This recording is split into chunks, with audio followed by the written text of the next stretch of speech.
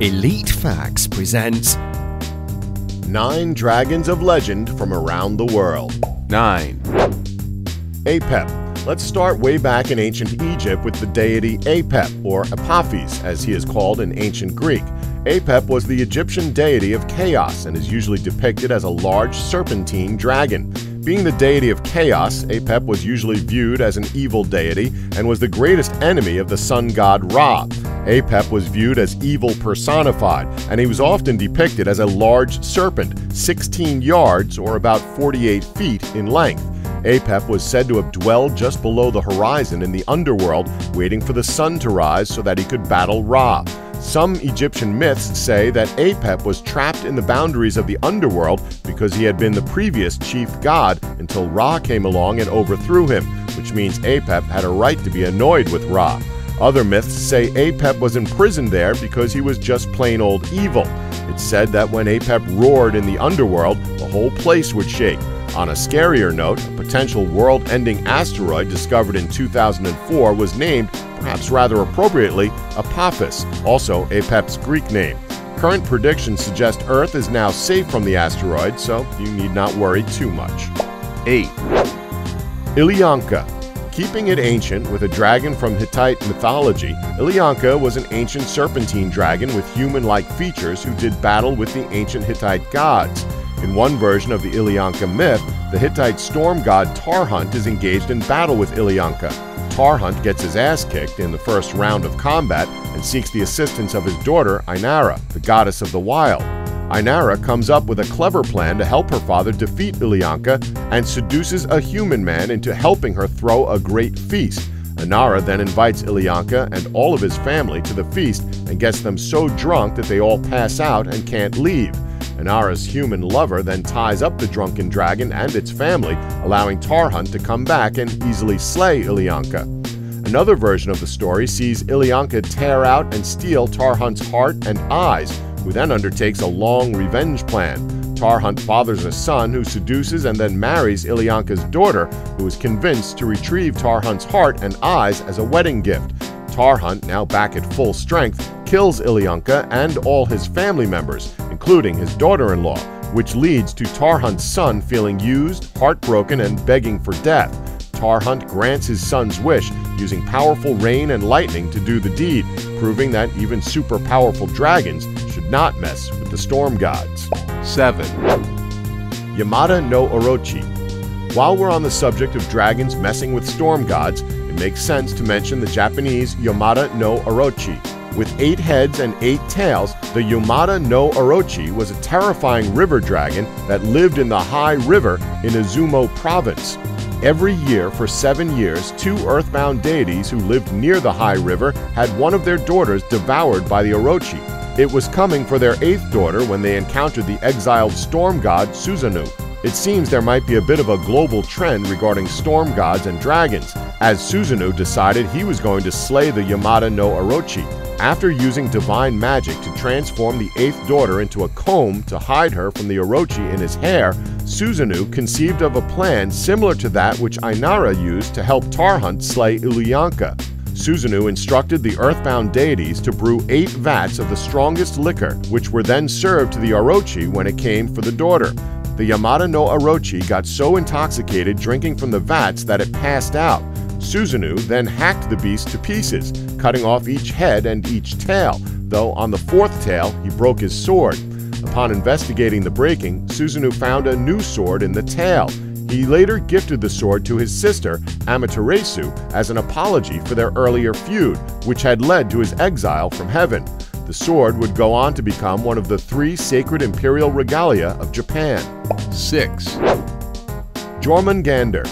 You may be starting to wonder if there was some conspiracy between the old world's lore keepers regarding dragons getting their asses handed to them by storm gods. It may then come as a surprise to find out that Thor, perhaps the most famous storm god, got killed trying to slay the Midgard serpent Jormungandr. The son of Loki and the giantess Angerbotha, Jormungandr is so long as to encircle the earthly realm Midgard and able to grasp its own tail. It was said that when Jormungandr let go of its tail, that Ragnarok would begin, that being the Norse apocalypse. Thor and Jormungandr have an interesting history, with one encounter between them seeing the Midgard serpent magically disguised as a cat by a giant king who meant to test Thor's strength. The idea was to see how high Thor could lift the secretly super heavy cat, which was not all that high it turned out, but enough to impress the giant king. Another encounter is when Thor was out fishing. Using an ox head as bait, he pulls up Jormungandr and the two desire to battle, but before they can, Thor's fishing companion cuts the line and the serpent sinks back into the sea. Thor and Jormungandr's most famous battle comes during Ragnarok and sees both of them die. Jormungandr rises from the ocean and poisons the sky.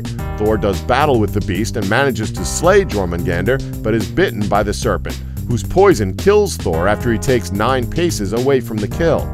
5. Nidhogg. Having just covered one dragon of Norse myth, it's worth covering the other famous Norse dragon, the Nidhogg. Dwelling amongst the roots of the Norse world tree Yggdrasil, the Nidhogg earned a reputation as the beast that lurked below. Usually feeding off the nutrients in the roots of the world tree, Nidhogg was trapped by the roots in the icy Norse Hell. It ruled a region of hell called the Corpse Shore and would feed on the corpses of those guilty of the worst crimes, murder, adultery, and oath-breaking. Nidhogg would commune with the eagle at the top of the world tree by way of the squirrel Ratatoskr, who would travel the length of the tree. Nidhogg's gnawing on Yggdrasil's roots ultimately hurt the tree and helped pull the Norse cosmos into chaos, bringing it closer to Ragnarok. During Ragnarok, Nidhogg is said to leave its realm and join in the destruction before returning to feeding on the dead in the Corpse Shore. The Nidhogg could therefore be seen as a dragon of entropy, that is, the inevitable demise of all things. The influence on modern fiction of Nidhogg's entropic nature can be seen in several franchises, such as Alduin in Skyrim or Pokemon's Zygarde. 4. The Lambton Worm. A change of pace now from all the dragons of divine legend, with one instead from a local legend in England. The tale of the Lambton Worm is decidedly more Christian in nature, keeping up with the age-old theme of the brave knight battling an evil dragon. Set around the River Wear in northeast England, the tale begins with a rebellious young John Lambton skipping church to go fishing in the river. Despite being warned that no good would come of skipping church, he carries on fishing but catches nothing until the church service finishes. Eventually, he hooks a rather insignificant eel-like creature, which is declared to be the devil. Wanting rid of the creature, John throws it down a nearby well and thinks nothing more of it. He grows up and goes off to fight in the Crusades as penance for his rebellious youth, but while he is away, the creature too grows up, becoming a large and poisonous dragon. Having emerged from the well, the fully grown worm coils itself around the nearby Penshaw Hill and feeds on local livestock and children. John's father, the aging Lord Lambton, attempted to buy the worm's peace with a tribute of the finest milk, and visiting knights try to slay it and fail. 7 years later, John returns to find his home a wreck because of the worm and seeks the advice of a wise woman on how best to slay it. She suggests covering his armor in spearheads and that he should kill the first thing he sees if he defeats the beast to avoid a curse. John, following this advice, fights the worm in the River Wear, where it has coiled around a large rock. When the worm attempts to coil around John and crush him, it cuts to pieces by the spearheads and, dismembered, it carries off down the river.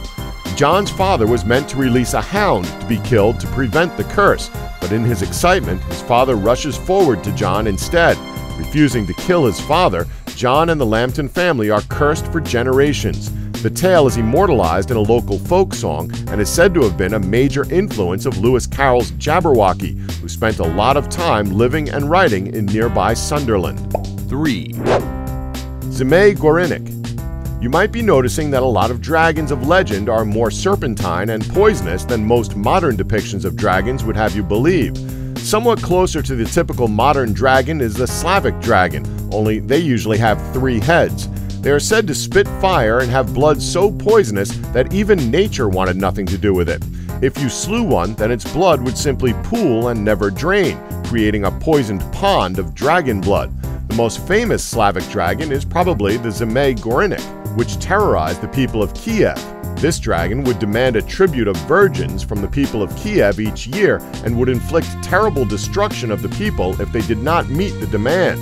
One year, it made the mistake of kidnapping the king's daughter, and a heroic knight named Dobrynaya Nikitich stepped up to the challenge of rescuing her. Dobrynaya fought the dragon uninterrupted for 3 days and 3 hours solid.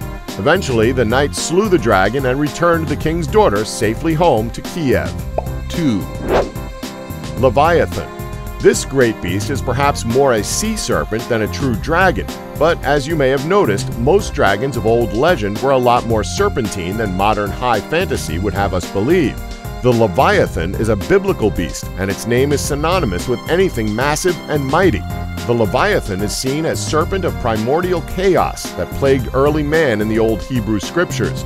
God is said to have originally created 2 Leviathan, one male and one female, but after realizing how much trouble they caused his favorite creation, humans, he killed the female so that they could not breed. The remaining Leviathan was left to dwell in the oceans heartbroken and vengeful, and continued to be a danger to mankind. The Leviathan was apparently so large it would devour whales whole, with the one that swallowed Jonah narrowly escaping it. Perhaps a little ironically, in modern Hebrew, Leviathan simply means whale. Some scriptures suggest that God left the Leviathan alive so that its flesh may be served to the righteous who survive Armageddon, and that the Leviathan could boil the waters of the deep with its breath. In Christianity, the Leviathan came to be associated with Satan, seeking to destroy God's creations on earth, often being depicted as a hellmouth. 1. Qinglong. After all these deathly and kinda evil dragons, it's probably worth ending with a considerably nicer dragon, the Chinese Qinglong. This dragon god, known in English as the Azure Dragon, is a representative of spring and the east. The Qinglong appeared on the Chinese flag until 1912 and has always been viewed as a benign and benevolent creature. Taoist temples even have the Qinglong as a guardian deity. The Chinese have a dragon constellation on their celestial maps, and the Qinglong is considered the chief of the 4 celestial guardians in Chinese myth. The Qinglong influence extends to Japan, where it is known as Siryu, and continues its role as a guardian, this time as the guardians of cities. For example, it is said to be a defender of the east of Kyoto.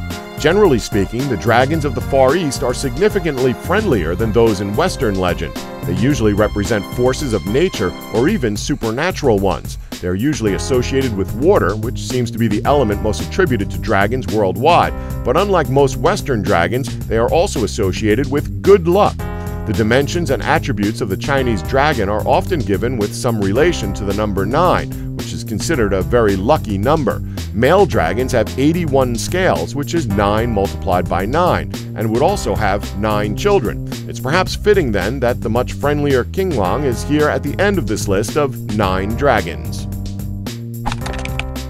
Don't forget to like us and subscribe for more Elite Facts.